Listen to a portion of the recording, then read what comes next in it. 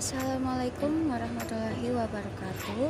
Kami dari kelompok 2 kelas 11 MIPA 1 akan menjelaskan prinsip pembuatan kapal laut melalui tayangan video berikut ini. Saat melihat kapal laut sedang berlayar, mungkin sebagian kita bertanya-tanya, mengapa angkutan yang beratnya bertonton bisa mengambang di lautan?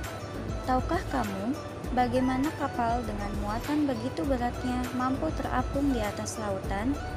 Pertanyaan tersebut akan terjawab ketika kamu memahami prinsip hukum Archimedes. Berikut penjelasannya, bunyi hukum Archimedes. Suatu benda yang dicelupkan sebagian atau seluruhnya ke dalam zat cair akan mengalami gaya ke atas dan besarnya sama dengan berat zat cair yang dipindahkan oleh benda tersebut. Maksud dari kata dipindahkan dalam bunyi hukum Archimedes tersebut yaitu volume zat cair yang meluap terdesak sehingga seolah-olah ada penambahan volume ketika suatu benda dicelupkan pada zat cair. Besar zat cair yang dipindahkan atau terdesak mempunyai volume sama dengan volume benda yang dicelupkan atau tenggelam dalam zat cair tersebut. Sehingga sesuai dengan hukum Archimedes, gaya apung mempunyai nilai yang sama dengan berat zat cair yang dipindahkan. Bila membahas volume, maka akan berhubungan dengan massa jenis benda. Berdasarkan rumus massa jenis, yaitu besarnya massa benda per volume, maka semakin besar volume benda akan semakin kecil massa jenisnya dan sebaliknya. Jadi, supaya bisa mengapung, kepadatan kapal laut harus kurang dari air. Itulah mengapa kendaraan di matra laut itu punya resep rahasia, yakni sebuah bagian yang berisi rongga-rongga udara. Bagian lambung tersebut yang menjadikan kapal seimbang dan mengapung di lautan. Selain rongga udara, satu hal lain yang membuat kapal laut bisa mengapung di permukaan air ialah cekungan di bagian bawahnya. Jadi, kita udah tahu kan kenapa kapal yang besar itu bisa berlayar ke samudra yang luas? Massa jenis disebut juga kepadatan. Benda yang hanya beberapa gram tapi kepadatannya lebih besar daripada zat cair, maka benda tersebut akan tenggelam. Benda yang bertonton tapi memiliki kepadatan yang lebih kecil daripada zat cair, maka benda tersebut akan terapung. Nah, supaya lebih paham dan menambah pengetahuan kalian bisa melakukan eksperimen di rumah kalian.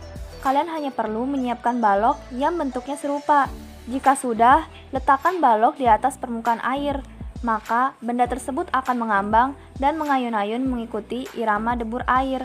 Lalu, saat kalian menekan balok secara perlahan ke dalam, air akan memberikan reaksi berupa dorongan ke atas, sehingga balok tersebut akan tetap bisa mengapung. Kurang lebih, itulah yang terjadi pada kapal laut. Saat berada di lautan, kapal memberi tekanan kepada air. Berat dari kapal itu menekan air ke bawah. Lalu, dengan gaya yang sama besar, air tersebut memberikan tekanan kepada kapal dengan arah berlawanan, yakni ke atas.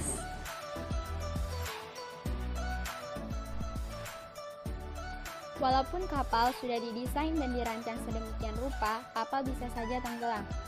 Ketika sebuah kapal tenggelam karena air yang memasuki kapal dan memaksa udara di dalamnya keluar, sehingga kerapatan rata-rata kapal lebih besar daripada air.